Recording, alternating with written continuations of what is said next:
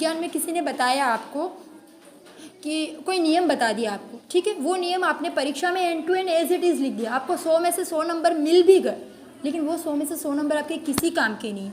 वहीं अगर आपने विज्ञान में आपको टीचर ने आपको बताया कि आलू के अंदर एनर्जी होती है, लाइट जल सकती है, तो आपने वो लाइट अगर रियल में जलाई ना तो आपके 100 में से 100 नंबर, भले आपने आपके एग्ज़ाम में कितने भी नंबर आए, आप जो भी पढ़ रहे हो उसको करके देखो, उसको समझ के देखो, तो आपके 100 में से 100 नंबर। आपने ईमानदारी पे एक लंबा चौड़ा भाषण लिख दिया और आपको 100 में से 100 नंबर मिल गए, कोई फ़ायदा नहीं है। आप ईमानदार बन के देखो, आप अपने मम्मी पापा की सेवा करके देखो। कई बार बच्चे ऐसे होते हैं ना, 11वीं 12वीं में आ जाने के बाद उनको बड़ा टेस्ट आ जाता है, वो ऐसे टेबल पे बैठते हैं, फिर मम्मी को बोलते हैं मम्मी मैं पढ़ाई कर रहा हूँ, मैं आपकी कोई हेल्प नहीं करूँगा, मुझे चाय ला के दो, मुझे पानी ला के दो। वो मम्मी है, नौकर नहीं है, नौकर नहीं है आप पढ़ाई करके उनके ऊपर कोई एहसान नहीं कर रहे हो।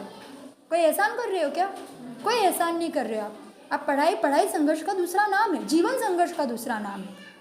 इसीलिए आपको अगर पढ़ाई करनी है तो खुद का काम खुद करके देखो ना। मैं जिस आदर्श नगर में बीएड की ट्रेनिंग के लिए गई थी, वहाँ पे 5वीं क्लास के बच्चों को यही चीज़ मैंने समझाई। 5वीं क्लास का बच्चा, बहुत ही छोटा बच्चा, लेकिन बहुत अच्छे से वो बात समझ कर बहुत बड़ी बात करके उसने दिखाई। उसने जब मैंने उसको यही बात समझाई तो 5वीं क्लास का वही बच्चा अपने हाथ से मक्की की रोटी बनाता, गेहूँ की रोटी बनाता, अपनी मम्मी को तंग नहीं करता था, अपने हाथ से अपने कपड़े भी धोता था और फिर पढ़ाई करने। इससे पहले उसने कभी ये काम नहीं किया था।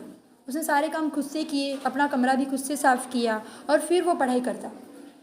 5वीं क्लास का बच्चा आपसे कई गुना ज़्यादा छोटा, तो फिर आप एक टांग के ऊपर दूसरी टांग चढ़ा के ये बोलो कि मम्मी मुझे चाय ला के दो, मैं पढ़ाई कर रहा हूँ, तो क्या एहसान कर रहे हो आप मम्मी के ऊपर?